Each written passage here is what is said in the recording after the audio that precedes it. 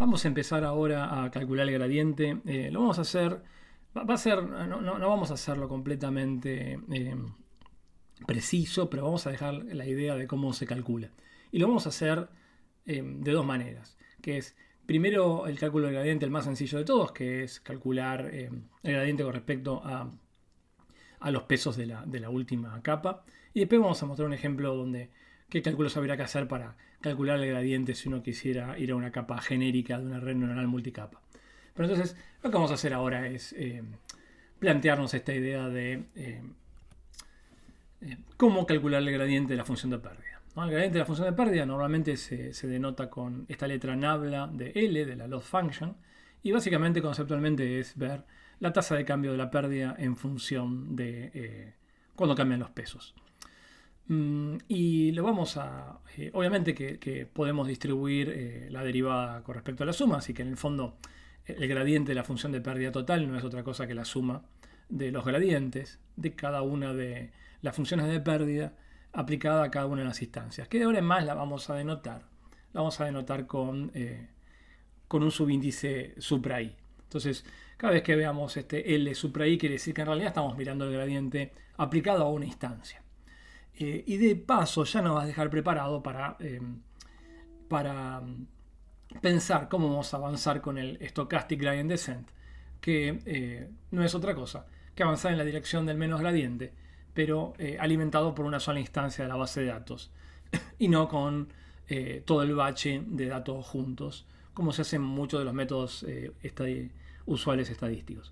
Entonces, lo que vamos a hacer es, el primer cálculo que les decía era, vamos a calcular el gradiente, pero para la última capa. Esto es, vamos a tratar de calcular cómo es el gradiente de la función de pérdida cuando se producen cambios en W sub h. Y si miramos bien, este es el cálculo más sencillo de todos, porque W sub h está muy cercano a la función de pérdida.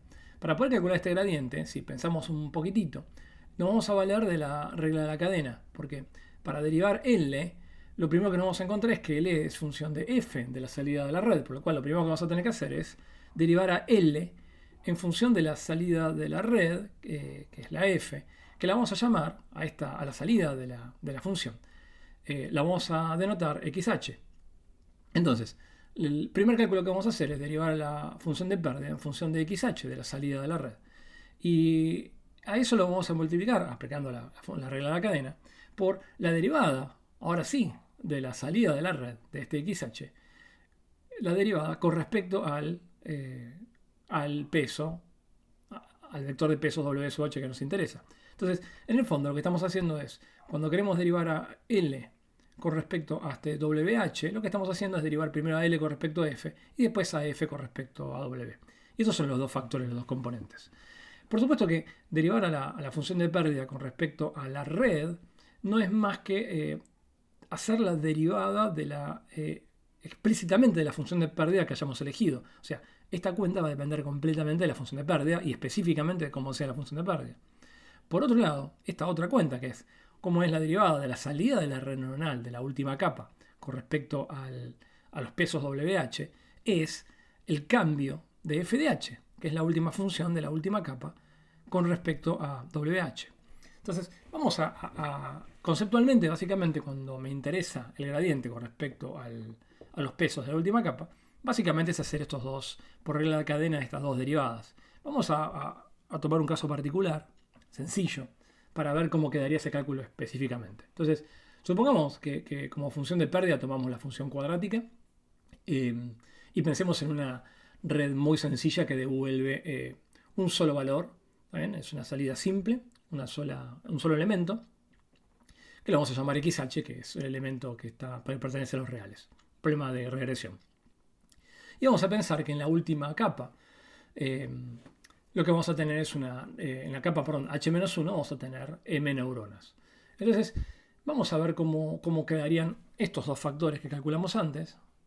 Cómo quedarían estos dos factores. La derivada con respecto a la función de pérdida y la derivada con respecto a la última capa. Entonces, por un lado, la derivada con respecto a la función de pérdida, si la función de pérdida es una pérdida cuadrática, o sea, si la pérdida la escribimos como la salida de la red menos el valor observado, el cuadrado, cuando derivamos, obviamente, bajamos el exponente y nos queda 2 por la diferencia entre lo que estima la red y el valor observado de esa instancia. Obviamente que si cambiamos la función de pérdida, este cálculo va a ser completamente distinto. Y el segundo elemento, el segundo factor es un poco más complejo, pero no es mucho más complejo tampoco, porque derivar con respecto a la última capa es, como esta es la capa de salida, y como habíamos visto antes, la capa de salida tenemos que elegir una función g, que no es en general la misma función que la función de activación del resto de neuronas. Lo que tenemos que hacer es derivar con respecto a cada uno de los elementos de W sub h. Pensemos que en realidad este W sub h tiene dimensión m, porque estamos suponiendo que tenemos m neuronas en la capa anterior.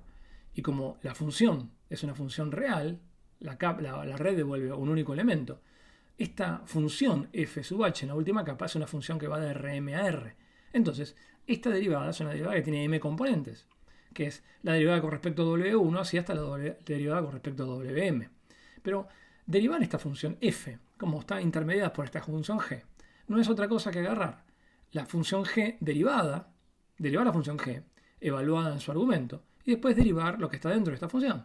Pero la derivada del argumento de esta función con respecto a W sub 1, por ejemplo, el primer componente, es directamente la salida de la capa anterior h-1.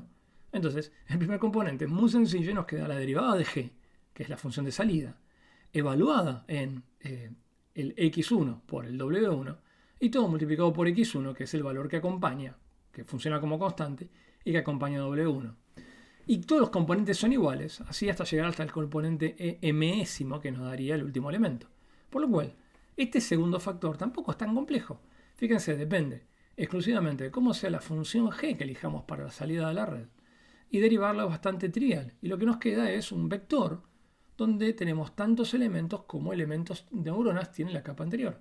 Entonces, básicamente, el gradiente es directamente la multiplicación de este cálculo sencillo, real, por este vectorcito de derivados parciales que corresponde a la última capa. Así que en este caso, cuando el gradiente lo calculamos con respecto a WH, que es el vector de peso de la última capa, el cálculo es muy sencillo. Lo que vamos a ver en el próximo video es un paso más general, donde nos va a interesar ver cómo es el gradiente con respecto a un W, no ya el H, la última capa, sino a cualquier W en una situación intermedia, incluso hasta el primer W de todos.